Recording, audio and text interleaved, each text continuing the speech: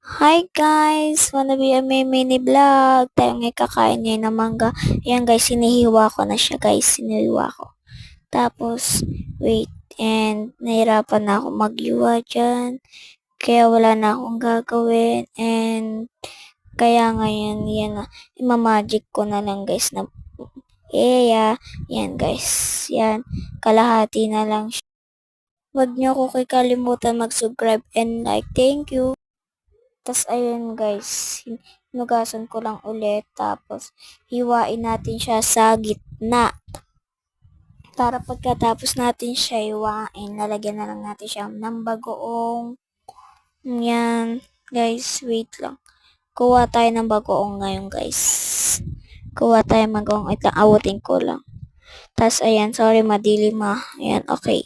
Yan, kunin na natin yung bagoong. Yan guys, ayan yung bagoong. Tapos, ayan na. Yan, pagkatapos natin kuhanin yung bagoong, yan, kumuha tayo ng mangkok para dun ilalagay ang ating kinakain na mangga and bagoong. Yan. Guys, lalagay na natin ang ating bagoong and mango. Yan. Lalagay ko muna ang ating bagoong. Yan. Ganyan ko lang yan guys. Nagasan ko. Sorry kayo, malinis yan. Lalagay na natin dito sa ating lagayan. Ilalagay ko na ating mangga. And maglalagay pa tayo ng bagoong.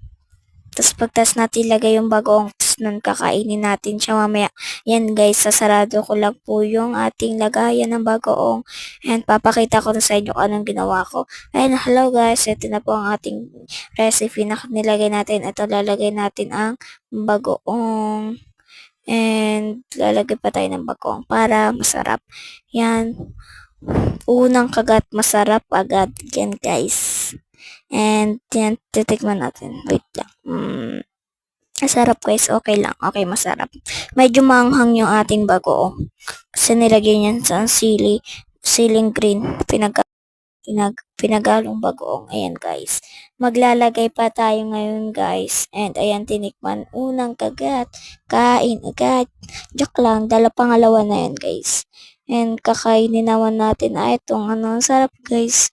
Lalo na pag madaming bagoong. Tas maanghang yung bagoong. As pangalawang kakainin natin itong ating nasa gitna. Yan, kakainin na natin ngayon guys. Yan, kuha tayo bagoong, lalagay natin doon para masarap. Tapos yan, katapos yan, ayun lang.